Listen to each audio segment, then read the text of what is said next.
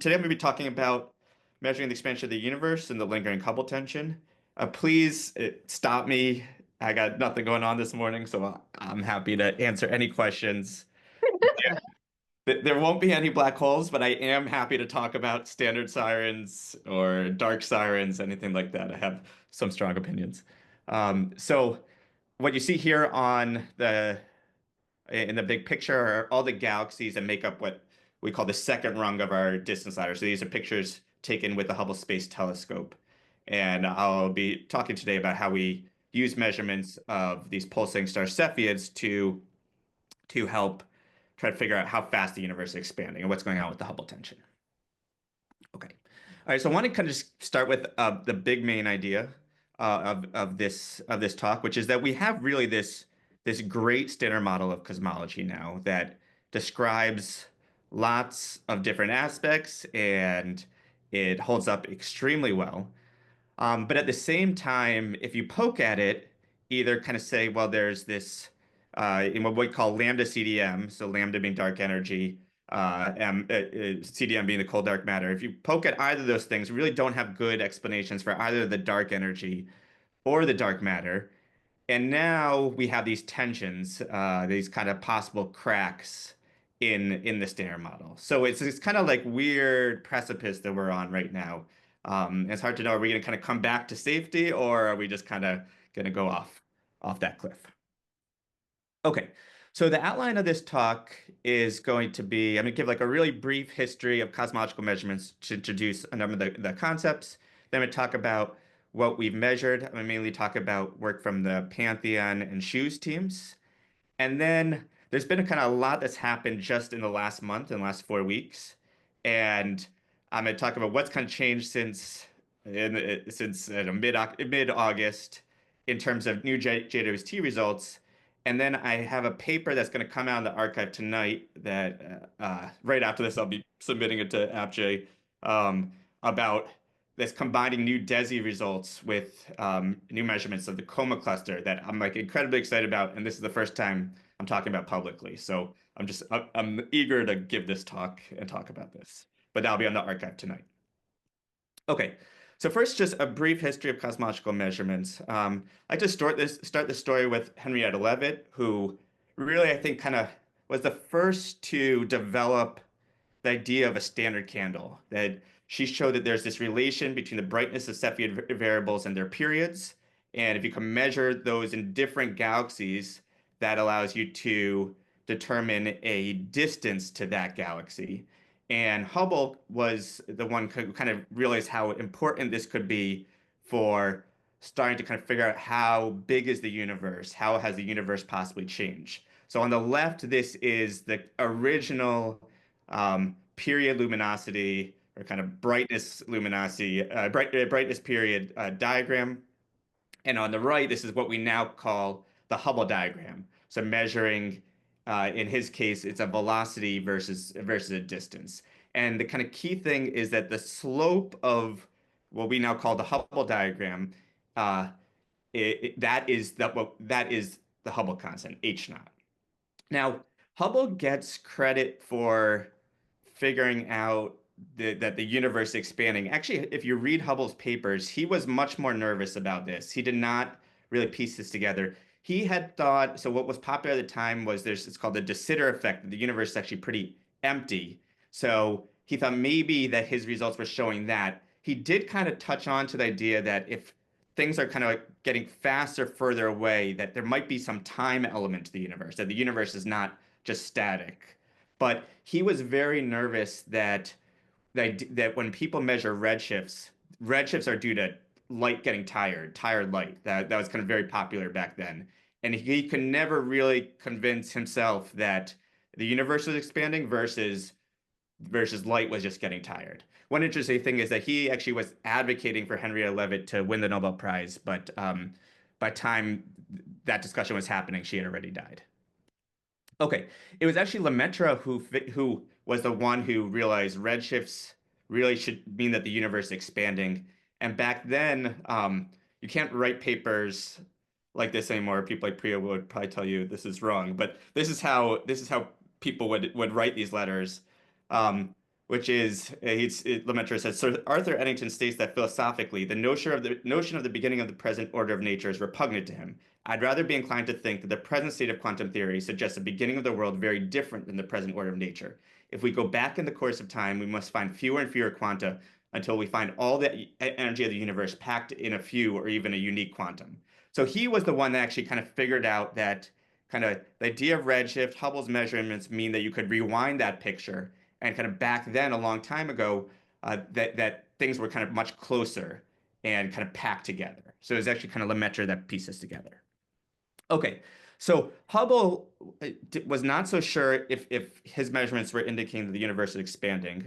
And he was just kind of always using his measurements to advocate for building bigger telescopes, as we do. Um, he died of a heart attack in 1953, just as the kind of new telescope that he was pushing for his whole life was going into operation. His grad assistant, Alan Sandage, takes over. He later says that cosmology is a search for two numbers, h naught, the current expansion, and q naught, deceleration. So at the time, people thought that there wasn't this accelerating universe. The universe would start collapsing in on itself. But basically, he's saying, hey, you need to know the first two orders of your Taylor polynomial. So h naught and q naught. And this idea is going to kind of keep coming back throughout this talk of like these are the two numbers. They're essentially the two numbers that I split all my time on, h naught and q. Okay, so he did a number of measurements to kind of prove on what Hubble did, who was way off with the Hubble constant. First got 185, then 75, then settled on 50. There was a French team led by Gerard Henry de Vaucouleurs, and they so now we have this thing we call the distance ladder that I'll talk about. Because he was French, he had a distance Eiffel Tower, which is way prettier and just I don't know, just much cooler to look at. The if you look at kind of what's there with corrected galaxy diameters, brightest stars, like the different rungs of the Eiffel Tower, it's a strange way to construct it, but it's cool. And I think about this every time I see a picture of like the Eiffel Tower during the Olympics. Okay. Um, so he found 100, and there's this kind of what's called the Hubble Wars of 50 versus 100. And supposedly this was very not nice. So the teams were very not nice to each other. And kind of we're still, I think, haunted by the ghosts of this 50 by 100 debate of, people say to me, well, I remember when it was 50 by 100. Why are you arguing about 67 versus 73? So I think that legacy continues on with us. Okay, so one of the kind of main motivations for the Hubble Space Telescope was to solve this debate. There was a Hubble Key project, and as led by Mould, Hooker, and Friedman, they found H naught of 72 plus or minus 7. And at the same time, roughly the same time, there was a CMB, cosmic ray background experiment, and they are kind of really making like the first, I don't know, precision cosmology CMB measurements. And they find that H naught is 71 plus or minus 4, and they say, hey, this is just about the same as what people find locally. So they're finding it from the CMB and predicting kind of forward what it should be today. And they say, look, this all agrees. This is kind of like the concordance cosmology story over. But that did not last so long. Um, and the shoes team, they kind of really want to take that Eiffel Tower and make that simpler. So instead of all these different rungs, there just kind of be three rungs where you have some geometric method to calibrate Cepheids to calibrate supernovae to calibrate redshifts. And the less rungs, the less systematics that you could have. They measured about 74 with kind of big uncertainties. The Planck team was the successor to WMAP, and they measured 67.3 plus or minus 1.2.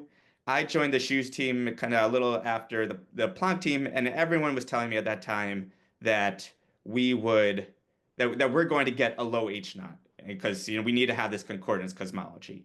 And instead, we measure the Hubble constant of 73.2 plus or minus 1.7, and that's, I think, kind of the beginning of what now people think of as the Hubble tension.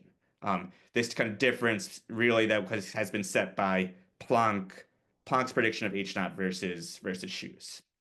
And the big surprise has been kind of both these sides, instead of converging like expected, have kind of dug in to the surprise of many. Okay, so how do we actually do this? Chapter two. Um, all right, so I'm just going to kind of talk about the supernova aspect since it's going to be important for another number of things. Cepheids is kind of a similar idea where like Henry Leavitt showed that there's this relation between the luminosity and the period. So you're kind of using some information about that object to standardize the measurements. So for supernovae, we take a lot of images of the sky. This is just getting easier and easier with these big sky telescopes. We then do what we call image subtraction to say, is something different? And oftentimes that's a supernova. So you can see that in the yellow crosshair here. So we subtract the images, we do a detection. Now we have all these kind of fancy machine learning algorithms to do this. We then measure that supernova. We just keep imaging that part of the sky to get what's called a light curve. So this is brightness versus phase. So, and what's nice is kind of the explosion is on a couple months time scale. So it's a very kind of grad student friendly time scale, fortunately for us. We measure this with a number of filters so you could get color information, which we use also to standardize. And then what we do is after you standardize, you have this distance and you plot that versus the redshift, which is just like a Doppler effect. And you make the same thing as the Hubble diagram. Here it's just kind of the flipped axes of what Hubble did, but it's distance versus redshift. And then the whole game is just comparing your observed measurements to different models of the universe. So whether you have just dark energy or just dark matter or something in between, which is kind of what we now know. Okay, so that's what we try to do. And to measure what Sandage said was kind of Q naught, which we're now kind of interested in as the effect of dark energy. This is parameterized in terms of the equation of state W of dark energy. That you're trying to measure a change, the change over time or versus redshift, whereas H naught is what's the slope of this plot very kind of local to us. Okay, so there's two things. There's kind of Q naught, which is how things change over time, over kind of larger redshift range, whereas H naught is that first order. All right, so first order, current expansion rate. Second order is Q naught or W or whatever you want to say dark energy is. But for me, if I measure supernovae from z equals 0 to some high z, then we have the ability to both constrain H naught and Q naught. Okay, so I just kind of have to worry about measuring supernovae the best I can. All right, so for H naught, the difference is that between H naught and Q naught is for H naught you actually need to know the scale. Q naught you're just measuring kind of the change. It's a relative measurement. So if you have supernovae at z of 0, supernovae z 0.5, you have enough. For H naught, you actually need to put a distance scale of like it's this number of something or kilometers or light years or megaparsecs. You have to project that scale onto the universe. So the way that's done, kind of with our distance ladder, is in the first rung, you have some kind of geometric method. So here this is showing parallax, where you're measuring the angular position of a Cepheid when the Earth is on one side of the sun. You wait for the Earth to go to the other side of the sun. You see the position of the Cepheid move against the background, and what you're tying this to is just the distance between the Earth and the sun, which people have known since like the time of the Greeks. This is a real geometric scale in kilometers. And you're saying, all right, now that I've calibrated the luminosity of Cepheids, since you measure the brightness of the Cepheid and the distance of the Cepheid, now let me go out to what we call the second rung, where we have galaxies that have supernovae and Cepheids. And you say, with the Cepheids, I now know the distance to these galaxies. So if I have supernovae, that allows me to calibrate the luminosity of the supernovae.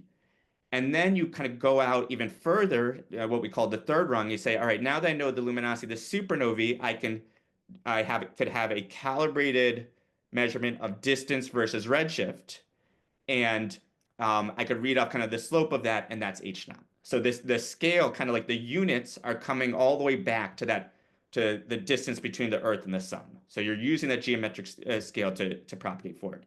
Now, the reason that you can't just do that with the second rung with just Cepheids is that for galaxies nearby to us, they're all pulling on each other, and the what we call the peculiar velocities are high compared to their expansion redshifts. So you need to get out to what we say is the Hubble flow, like past z of 0.02. So you're not so affected by peculiar velocities. All right. Okay. Whereas for the cosmic background, what's important about this is that they're measuring this at very early universe, and they're saying we have this standard model of cosmology, which we could fit the parameters for, and then predict what the value of the Hubble constant should be today. So it's not a direct measurement, it's indirect, but it's relying on these extremely precise and accurate measurements of the early universe and then our standard model. Okay, so how I like to explain this is like I have kids that we go to the doctor and they get measured, and at least when I was a kid, I think this is kind of I haven't seen this in a little while now with my own, but they say, all right, you're this big as a 2-year-old, you're going to be this big when you're an adult. So we have this picture of the universe as a baby from the cosmic background, and then we have kind of the curve, which is our standard cosmological model, that it depends on the properties of dark energy and dark matter. And then what my team measures is the universe as an adult. That's the Hubble constant measurement. And and if the kind of curve starting from the measurement as the baby to today doesn't connect with what we see today, then there's a problem. And we have that problem. And very kind of easily, you could see the problem could come from three possible places. It's either the measurement of the universe as a baby is messed up, our team's measurement as the universe as an adult is messed up, or the curve itself, the standard cosmological model, is messed up. Right? Those are the three possibilities. And because lambda CDM works so well, I think a lot of focus has been more on what's wrong with the measurements, and it's hard to find anything wrong on the CMB side. So there's just been a ton of focus on what's wrong with our current measurement. And that's kind of been a lot of like the last 10 years for me. Okay, so you could say, all right, well, surely we have this curve, the standard model cosmology that relies on dark energy and dark matter. We don't know what either of those things are. Why should you be so surprised that things don't match up?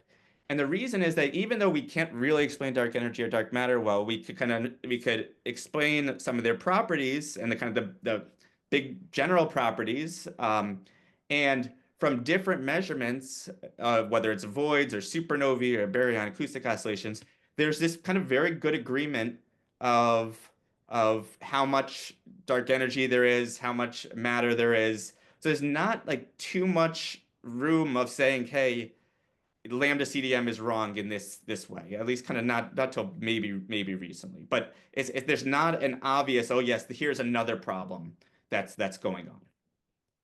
Okay. So another thing you could say is the kind of the flip side, which is like, why do you even care? So there might be some difference between a current direct measurement and a predicted thing. What's the matter? Well, if you look at the history of astronomy, and this is like what I love to go back and kind of read these things. A lot of the main discoveries were found when there was this kind of tension, when there was this crack. So this is this nice movie that this guy makes about, kind of famous history in astronomy, Michael Van Vezen, and he's just here talking about the precession of Mercury. So this was a 43 arcsecond offset or discrepancy that couldn't be explained. But that the difference that 43 arcseconds is really the difference between Newton's theory of gravity and Einstein's theory of GR. So sometimes these cracks can really lead to much bigger things, and I think it's important to just push on those cracks to see, is this going to make something much bigger?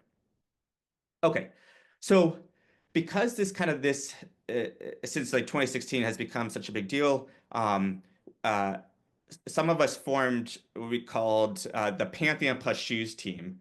So there's kind of the two sides of it, like the shoes side where we measured the Hubble constant, and the Pantheon side where we measured kind of Q naught or W, dark energy. But really, they should have been together all the time because both sides were using supernovae. So I was kind of like going back and forth, and then we just kind of made it like an official marriage. This is a lot of work I did with Adam Rees, Dylan Brout, many others.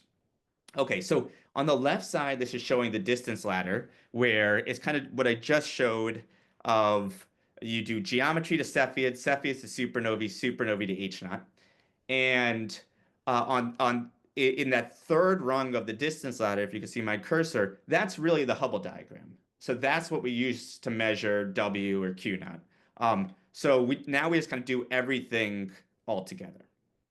Okay, so we kind of like assembled this big crew led by a number of grad students. Is really kind of amazing process where there are a number of things that the community has said, hey, you could be doing this or this wrong. And so for every big criticism, we wrote a paper about this. And all of our data is on GitHub Pantheon plus shoes for this. Okay, so what we found on the dark energy side was things are kind of, I don't know, vanilla, like vanilla lambda CDM, where we agreed about the amount of dark energy, the amount of matter. We agreed that the kind of with the main uh, prediction for what is dark energy, that's this cosmological constant, which we don't understand, but that's this W equals -1. So overall, kind of pretty vanilla on the kind of higher redshift side, with the exception that when we parameterize that W, which is the equation of state of dark energy, we saw this kind of pull at about 2 sigma. So WA here is the evolution, like the kind of the second order term of W, the evolution of dark energy. We saw this 2 sigma pull that we basically said, hey, this is 2 sigma, something to keep an eye out for. That's actually gotten kind of much more interesting in the last few months or so. So another collaboration I'm part of is the DES collaboration, where they use the kind of the same low redshift of Pantheon Plus, but they have a lot more high redshift supernovae. Um, and this is led by my postdoc, Maria Vincenzi, who actually just started as a professor at Oxford. And the big catch for this sample is that this is no longer a spectroscopic supernova where we're using these type 1a supernovae, but now we classify the supernovae with kind of some machine learning algorithm from the light curve itself. So we're not sure what the type of supernova we have. So there's some contaminants in our sample. That's what you see by all these light points. So it's bigger, but a bigger sample, but it's contaminated. And we do all this work to try to make sure the contamination's not doing bad contamination. And what we see is with DS is this pull in the same direction as Pantheon Plus, but even stronger. And there's this other supernova analysis that came out that the results aren't public yet, but or the data is not public, but the results are from Union 3, and that also pulls in the same direction. And this is, and if you combine with the recent DESI BAO, which when it combines with Planck pulls in that same direction, it's starting to get a little interesting. So DESI, Planck, supernovae all kind of pull in the same direction away from lambda CDM, and in this like 2 to 3-ish sigma regime. And there's a lot of work on like, well, if you combine this or combine that, just how significant is it?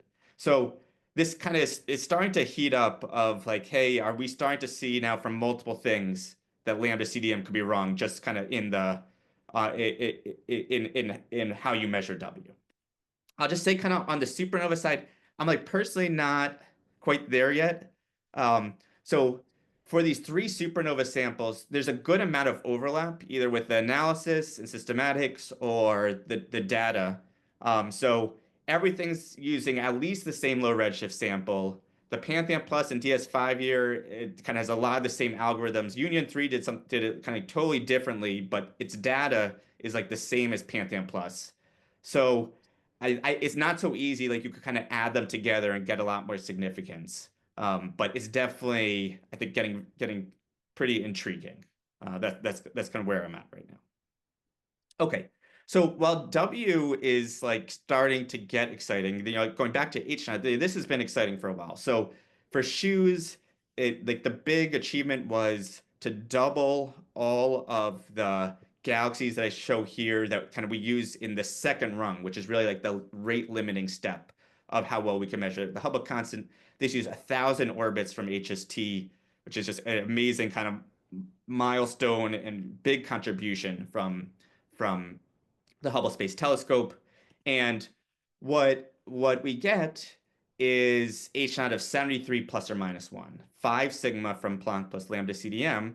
And kind of what's so neat is that kind of going back to the Sandwich thing of H naught and Q naught, we can, since we have all this combined, then we could solve for both H naught and Q naught at the same time and say, hey, is there any room for, I don't know, maybe dark energy to be doing something weird that could affect the Hubble constant? And the short answer is no. There's kind of, that's constrained well enough that it just does not affect the Hubble constant. It actually goes up like a teeny bit if you open up the parameter space. So 5 sigma has always kind of been this like kind of threshold of when something gets, I don't know, taken very seriously. And this is past it. Actually, combining certain things lately is pushing closer to 6 sigma. Um, and either there's some kind of multiple nasty systematics or this is real. Okay, Now, so what total number of supernovae that are used now? What's the overall total number? right. So in the second rung of the distance ladder, let me just go back to the distance ladder for a second. Here, Mhm. so here we have 42. So that is kind of the limiting step. And then Mhm. here we have about 300. Okay. So, but yeah, so and I'm going to talk a lot about this in kind of part three of this talk. But um, yeah, your uncertainty in H naught is dominated by the number of supernovae you have here. So we're kind of getting to 40. We're now kind of starting to push to 1% from just this rung. Thanks. Okay. Yep. Okay. All right. So there's been a lot of papers that have tried to kind of figure out what's going wrong. And so we have been collecting them on a spreadsheet. So if anyone wants, you could take a snapshot of this. The link is also here where we break out into every kind of genre of shoes reanalysis and where people are taking out one part and swapping it with some other part and kind of give like a little bit of our thought and links. So if you have any kind of thought, it's a pretty extensive web page now where we just kind of have been collecting this. And for the most part, there hasn't been like that many.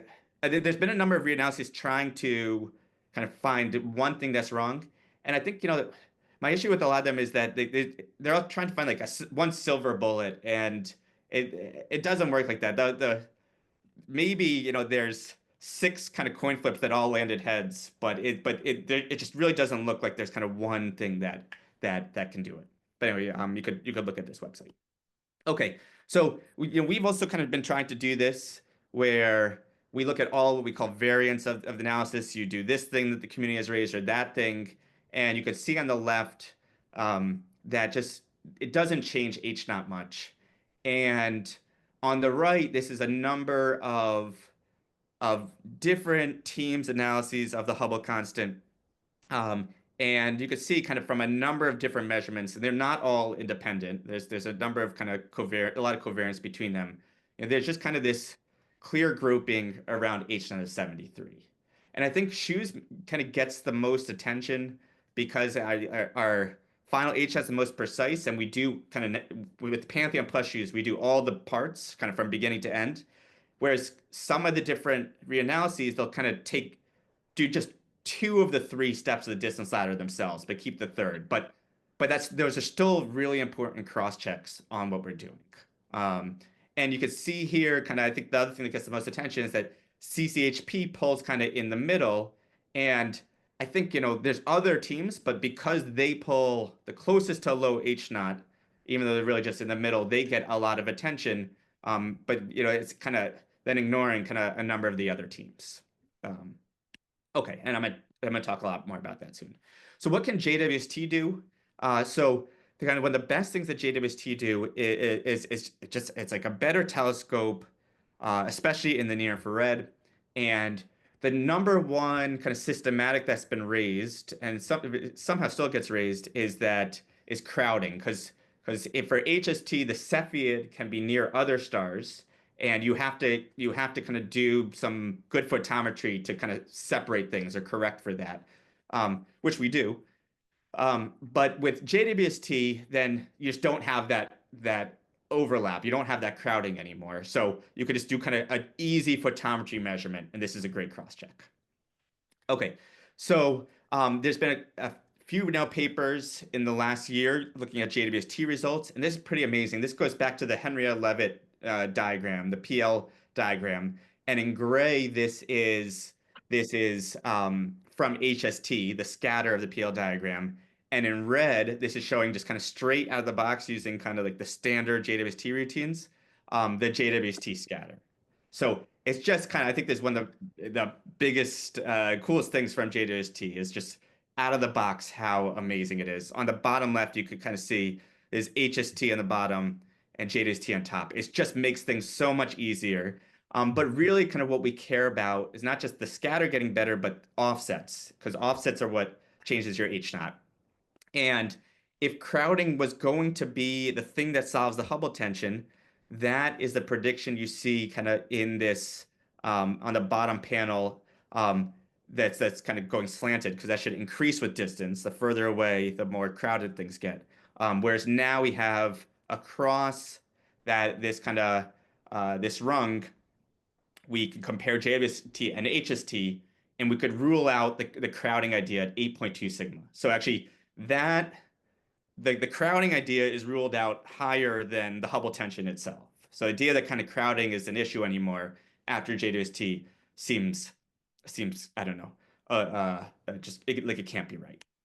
The other thing that we've done kind of on that TRGB front, which seemed like it was giving a little bit lower H naught, is that we used all this HST data, and there's this program where they measured different fields around the same galaxy. And the problem with TRGB is you kind of like get one measurement per galaxy, so you don't know, like, are there certain metallicity or radial distance dependencies. But if you have lots of observations around a galaxy, well, you know that they all have to be telling you the same distance. So we came up with methodology to standardize TRGB itself. And this actually came from a graduate stellar astrophysics class where I had this great undergrad, Jiaxi Wu, and I was talking about this, and we started working on it, and we found a way to standardize the TRGB just like we do supernovae, because there are certain metallicity and age dependencies. And when we do this, we get a high value of the Hubble constant, 73 plus or minus 1.5. And actually, part of this is just using the kind of latest Pantheon supernovae. It's not just from the TRGB side, but we don't see kind of any TRGB disagreement. Okay, so this is kind of like catching all the way up to now. And then I'll say, like, over the summer, things just, I think, kind of blew up a little bit. So I get these like YouTube alerts of things, I don't know, related to cosmology or Hubble tension.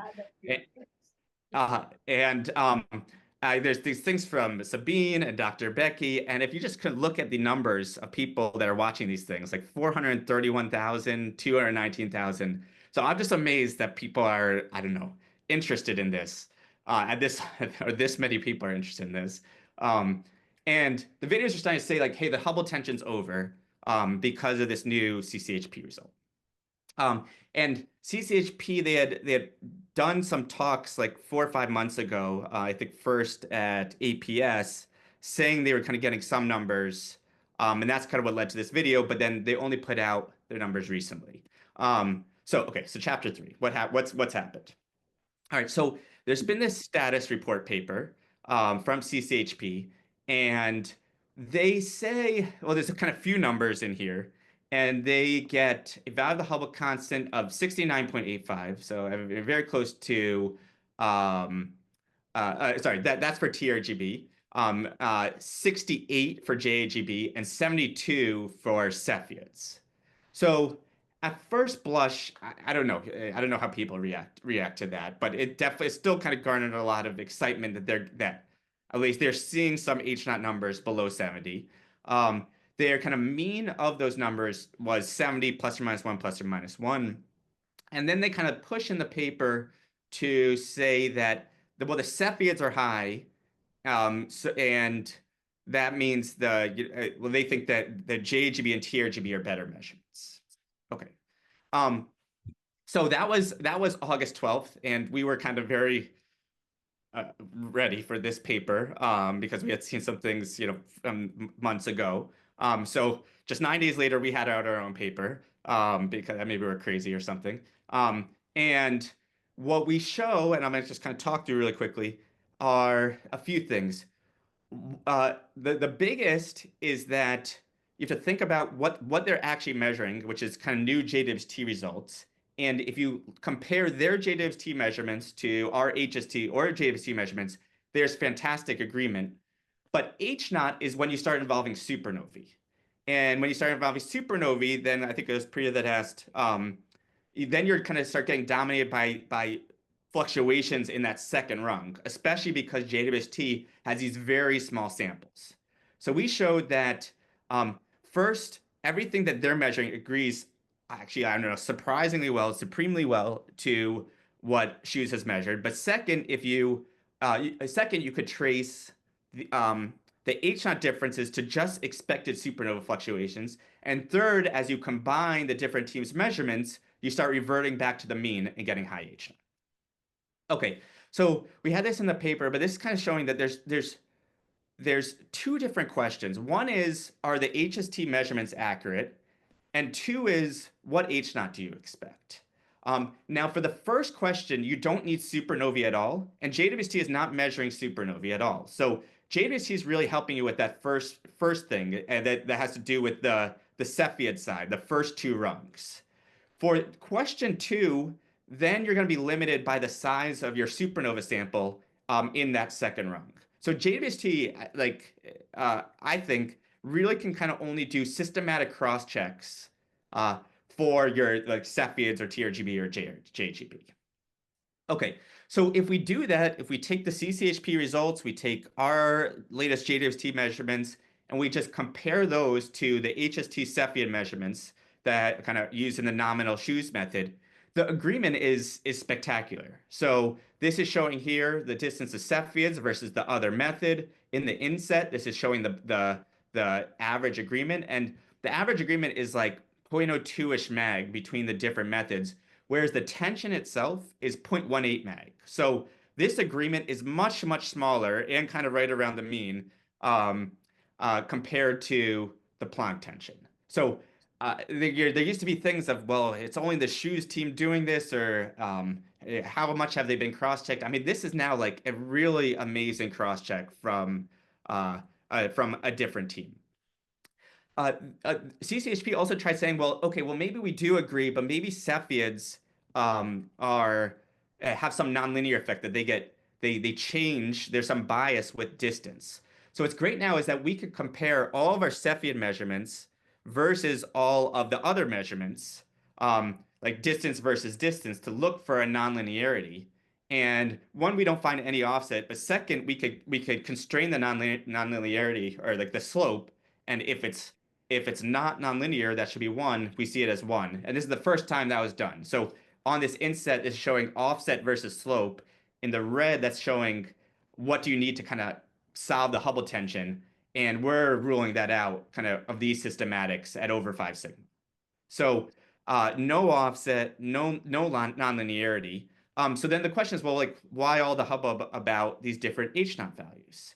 And the answer is that Um, in that second rung where you have those 42 supernovae, each supernova has a lot of noise. This is mostly dominated by the intrinsic scatter of the supernova. So here, kind of in this diagram, we're showing how much if you just measured one supernova, what H naught relative to the mean would you get? And as expected, you get fluctuations just because supernovae are relatively noisy. You also kind of get some noise of like what geometric anchor or you're using. So if you're just picking kind of a handful, and we only have a handful from JWST, then um, um, then you're going to get H naught going up or going down. So you have to be mindful of what are the supernovae contributing. So we could then say, all right, well, if the HST Cepheids are right, and CCHP or Shoes or whoever only observed a very small subset of 7 or 10 of the supernovae, what H naught would they get with that small subset? So in this plot, we're showing what's the prediction, and that's in the circle, and then what was actually measured, and basically the kind of the lower H naughts were just because they chose 7-ish supernovae and kind of cut out a couple others that would have given higher H naught. And those are going to pull to the lower H naught. We just kind of happen to choose some ones that fluctuate a little bit higher. Um, but so you could kind of trace to within about 1 kilometer per second per megaparsec all these differences. They're all kind of according to prediction. But what's amazing is if you combine them, then you revert back to the mean, and that's what you get in this black. So the H naught differences are really just supernova fluctuations due to very small subsamples. But the actual thing that got checked with JWST agrees to an extremely kind of good level. Okay, sorry, I'm going kind of fast, but I want to get into this next paper. Okay, so we kind of had known about that CCHP paper coming. What we didn't know was that DESI would come out with this new paper. Um, and this is they're kind of trying to do a baryon acoustic oscillation survey, but from measurements of galaxies, they can get fundamental plane distances. And this is kind of using like the velocity dispersion of the galaxies, and they could do this for lots of galaxies because they have just an enormous amount of spectra.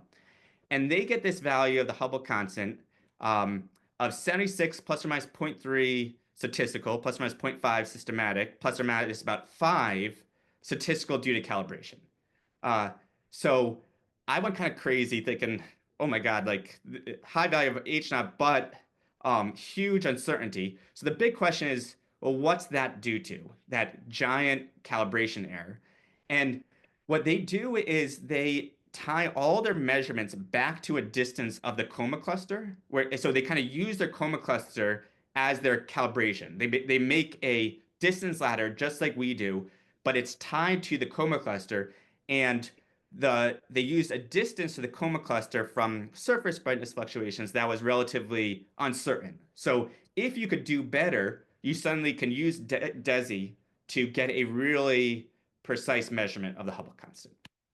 Okay, so this is going to come out tonight on the archive. So we kind of wrote this like crazy people over the last month, um, and I'm going to walk you through it now. But our goal was to just improve that distance to coma because then you could get a much tighter value of the Hubble constant. Okay, so what we do, kind of what I've talked about so far in Pantheon Plus, is you do this distance ladder where you are calibrating the distance with either like Cepheids or TRGV to galaxies that have supernovae, and then with supernovae you're going off into the Hubble flow to measure the Hubble constant, where you can measure the expansion distance versus redshift. What DESI's doing, if you look on the right here, is they're saying we're going to use some method. They use the surface brightness fluctuations to calibrate the distance to coma. And then from coma, now they're going to use all their fundamental plane measurements, just like we have our supernovae, to measure the Hubble constant. So their distance ladder is calibrating the distance to coma and then tying coma to all the other galaxies to do a Hubble flow measurement. We could say, all right, well, with supernovae, we could kind of break off our distance ladder and just measure the distance Tacoma with supernovae because there's been a number of supernovae in the Coma cluster, and that will then um, kind of replace or add to their surface brightness fluctuation measurement. So this will give a different distance to Coma, and then you take DESI on from there on out. Similarly, well, you could kind of work this backwards. You could say, all right, well, DESI says they get an H naught of 76 based on this distance to Coma. What would the distance to Coma need to be if you use Planck's value of H naught? So you could do an inverse distance ladder and say, all right, what would the distance of Coma need to be? Maybe it'll be something different. And we know it would be because if Planck says 67 and a half, that's going to have to rely on a different distance to Coma, a further distance to Coma than the one they use from SBF. So if we just measure the distance to Coma, we kind of have now reframed the Hubble tension, but in terms of this cluster that has been measured for decades.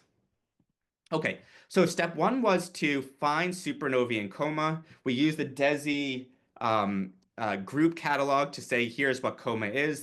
These are names. This is showing just kind of that inner box of it. So there's been actually a lot of supernovae. Unfortunately, some of them aren't public, or people didn't take data, or the quality isn't so great. But we were kind of hoping for one or two supernovae to do decently, and there's 12 supernovae, which is really good for getting a distance to Coma. Okay, so then step two, this kind of going back, we fit the light curves and we measure this mean brightness of all the 12 different supernovae in Coma. We see really fantastic agreement between the two and we get a mean standardized brightness of supernovae in Coma. And then we need Cepheids or TRGB to calibrate that brightness to turn it into a distance. So what we get is this. Um, we get the kind of the most precise measurement of the distance to Coma to date. And if you compare it to the Planck prediction of saying, what did the distance of Coma need to be to get to 67 and a half? This is just from our 12 supernovae in Coma. You get a 4.2 sigma from Planck expectation. So there's like a totally new way of looking at the Hubble tension. I mean, it is like the Hubble tension again, but just in a very different way, where it's over 4 sigma just from Coma itself. Now you could say, all right, well, Coma's been around for a while. It's what we call in our backyard. Like the title of our paper is the Hubble tension in our backyard. What have people gotten with past measurements? So this is what people have gotten with past measurements. It's been measured. Actually, Zwicky was the first to look at supernovae in the Coma cluster, but you could see this is like as blind of a Hubble tension test as you got. No one I did not see this coming at all. People have been measuring the Coma distance for many years, and you could stick this in Google. What's the distance to the Coma cluster? People will say it's like 99-ish megaparsec. No one has ever said it's 112 megaparsec. No one has ever said it's as high as it would need to be for Planck to kind of make the right prediction. This is with a number of different techniques: globular cluster, surface brightness fluctuations, Tully-Fisher. Everyone has always said it's roughly a little bit less than 100, long before Hubble tension was even a thing. So what's amazing is that kind of now, like, if you just can measure the distance to the Coma cluster, you have said what you think about the Hubble tension. And we could kind of put this together and say, all right, let's take different independent techniques, the kind of the state-of-the-art ones using a JWST recalibration of TRGB, the surface brightness fluctuation that they use that in the DESI paper, and our new one, and you now get to 4.6 sigma of tension with Planck. So this is now a kind of Coma plus DESI based distance ladder, and we are kind of re-seeing the Hubble tension. And I showed this graphic of like objects in mirror closer than they appear. For some reason, like it feels like this issue is kind of more pervasive than we thought. When we talk about the distance ladder, it's like H naught and supernovae. Here's just like, what is the distance to Coma? The systematic contributions from DESI are just minor. And if you just measure this kind of simple thing, it's just like these distances in the local universe are just closer than the kind of Planck cosmological predictions would have us believe. And it's like a simple thing of just things are just closer for some reason. Okay. Let me just I'll just say a couple things. There's still not a great theory. I will absolutely, I don't work on that side, but I haven't seen it. And I think that's why there's still skepticism on the observation side. Um, kind of going back to the growth chart, I think that, you know, like I said, there's three places to look. With the new DESI measurements, it just locally, it doesn't seem like there's something going on. I think with the DESI W and supernova W, maybe there's kind of something weird with dark energy. That's kind of got possible, or kind of there's some early dark energy, which I'm hoping to learn more about in not long from like the ACT team. Yeah, I don't know. So I was kind of saying in my last bits. So this is just kind of going back to that same Lemaitre paper. So he said, clearly the initial quantum could not conceal in itself the whole course of evolution, but according to the principle of indeterminacy, that is not necessary. Our world is now understood to be a world where something really happens. The whole story of the world need not have been written down the first quantum like a song on the disc of a phonograph. The whole matter of the world must have been present at the beginning, but the story it has to tell may be written step by step. So so he was talking about the universe of like, you just don't know. Like the universe might like things can kind of come up, your laws can kind of come up to kind of change how the universe evolves. I say the same thing about this Hubble tension thing. There's been all these twists and turns. We still have 95% of the universe we just do not really understand. And for H naught, I think there's still kind of some things to happen. Like the story is still being written. And, our job is not to kind of figure out the end and say, this team has to be wrong because, I know it has to be this physics. I think our job is just to be part of the story. So I'll stop there. Happy to take questions. Thanks for letting me share my excitement.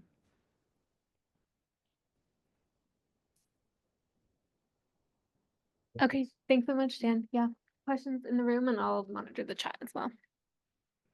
Hi, Daniel. Very good talk. Thank you. I had a question about this equation of state, possible evolution.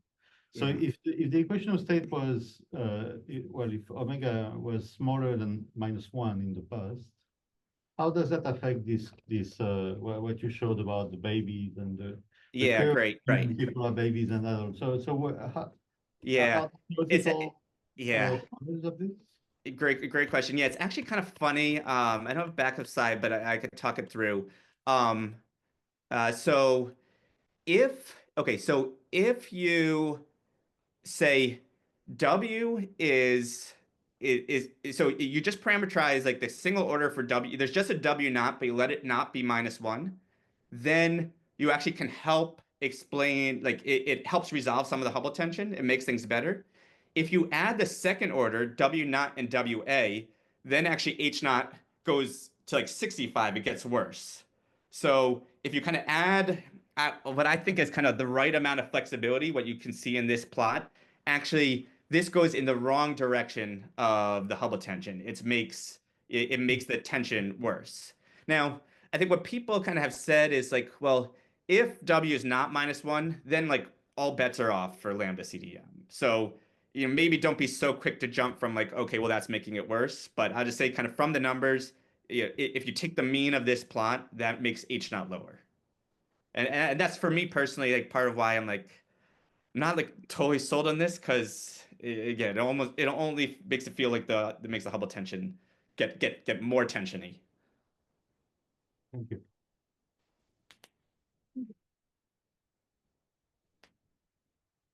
Oh, all right. Sure. Hey, Dan, Don Becci here. Thanks for the nice Oh, talk. hey. Yeah.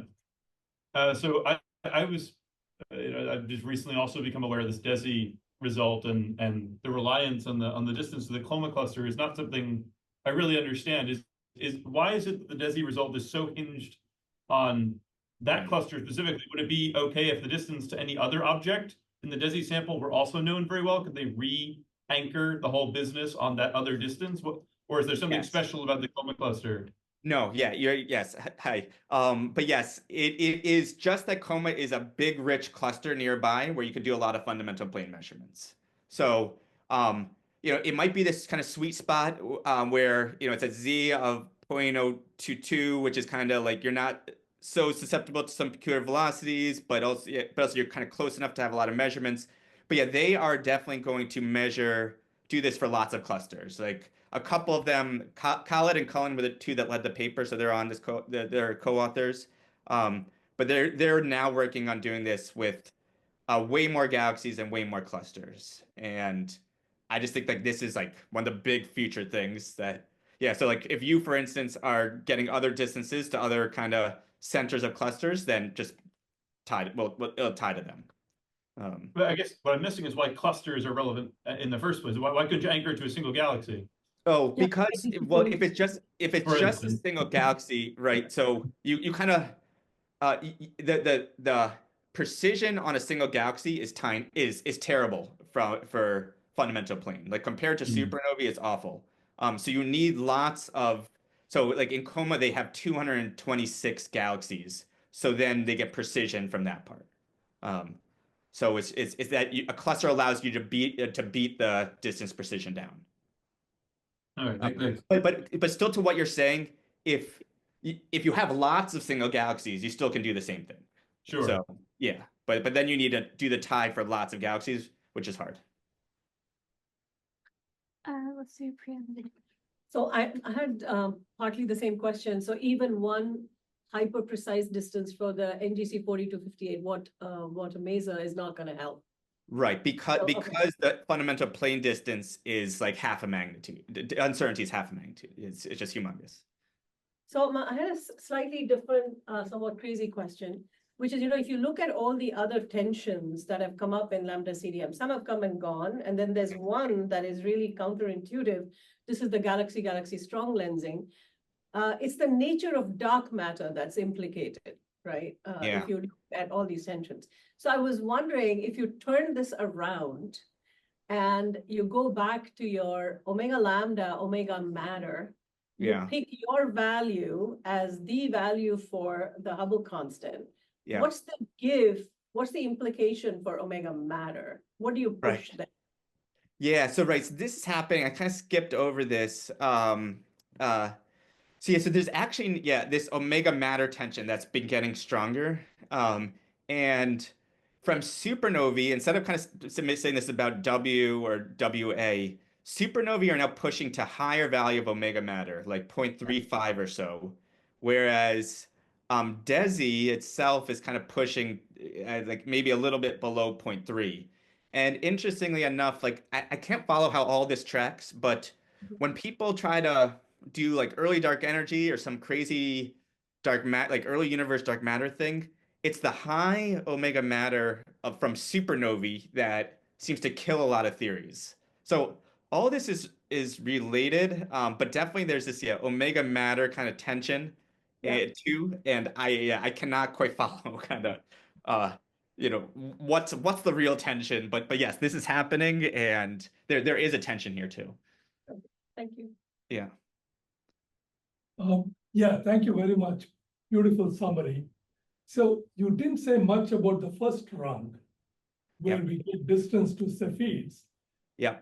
and parallax measurements. I was just wondering, how many Cepheids do we have in our galaxy for which we can directly measure parallax with sufficient precision? Right. So we're now getting into like hundreds, where there's there's now multiple techniques. So for just Milky Way parallax, it's kind of more in like the tens.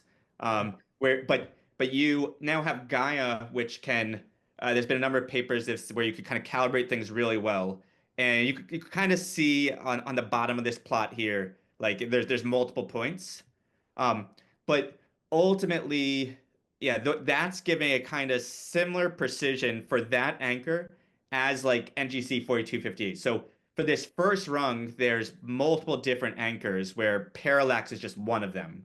And one of the reasons that we kind of trust parallax is, well, one, it's kind of, I don't know, it's been around forever, but two is just that it ultimately gives you the same kind of anchor as these other techniques, like masers and NGC 4258, which John could talk about. So it's that there are multiple anchors now that gives Okay. that confidence. Right. So if you put all of that information together, what is the uncertainty on that calibration? Yeah, so from just the first rung, it's like 0.7-ish% in H naught. So it's smaller than the second rung. This is quite small. So if the Hubble tension is like 8 or 9%, this is at a 0.7-ish%. So it's very small. Thank you. Yep. Thanks for the very nice talk. I had a question about your WA parameter. I didn't quite understand physically what it meant. Did it mean that there's an anisotropy in the W over like a spatial, or is it like a time evolution of W? Right. Yeah. Sorry.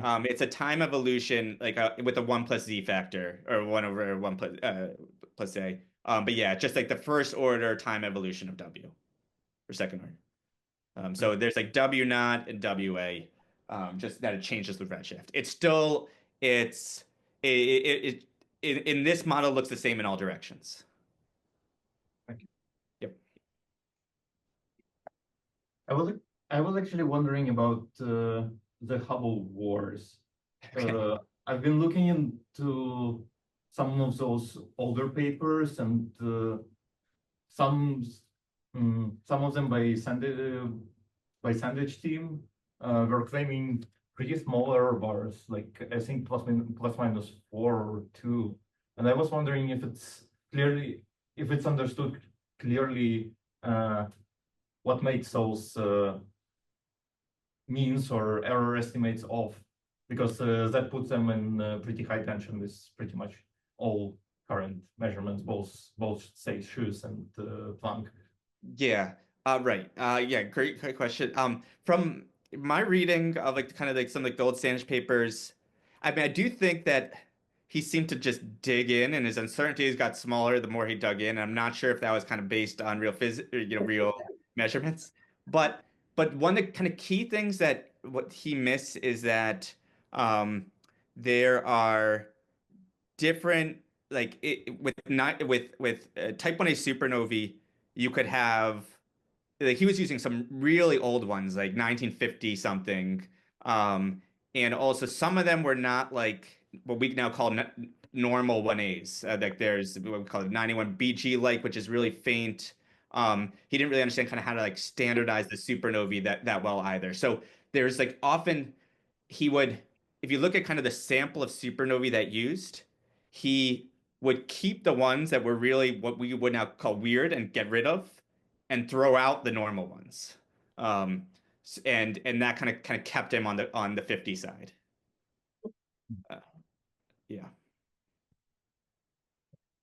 Daniel, I see your hand is raised. Do you want to unmute and ask your question? Yeah, I'm just gonna ask a question. Oh, Don't think about it. great. Yeah, so I just have a super basic question as someone not really in the field and not extremely familiar with DESI's systematic estimations. Is there a reason to phrase the sort of in our backyard discrepancy as a discrepancy on the coma distance and not at some hidden DESI systematic? It seems that you could sort of roll that to either side, right? Yes. That is fair. Just in the sense, let me get back to the actual DESI paper.